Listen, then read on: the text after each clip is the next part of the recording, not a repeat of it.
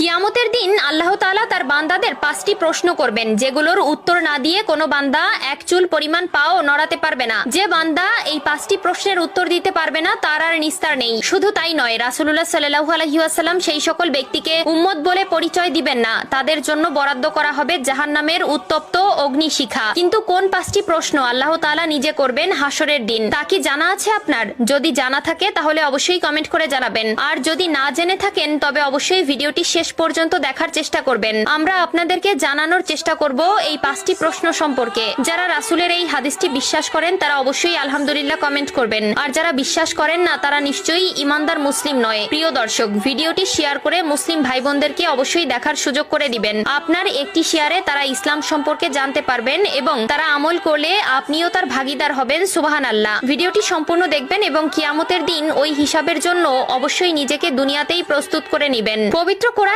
মহান আল্লাহ তাআলা দুনিয়ার কর্মকাণ্ডের জন্য পরকালের জবাবদিহিতার কথা জানিয়েছেন। এছাড়াও রাসূলুল্লাহ সাল্লাল্লাহু আলাইহি ওয়াসাল্লাম বলেছেন, কিয়ামতের দিন এই 5টি প্রশ্নের জবাব না দিয়ে তারা আল্লাহর সামনে থেকে সরতে পারবে না। স্বয়ং আল্লাহ তাআলা নিজে তার বান্দাদের কিয়ামতের দিন যে প্রশ্ন করবে তার প্রথম প্রশ্ন হলো, জীবন কোথায় নিঃশেষ করেছো? আল্লাহ তাআলা আমাদের সুন্দর একটি জীবন দান করেছেন, যার জন্য আমরা আল্লাহর কাছে চিরকৃতজ্ঞ। আল্লাহ তাআলা আমাদের দুনিয়াতে পাঠিয়েছেন তার ইবাদত করার জন্য, তার দেখানো পথে চলার জন্য, তার আদেশ নিষেধ মেনে চলার জন্য এবং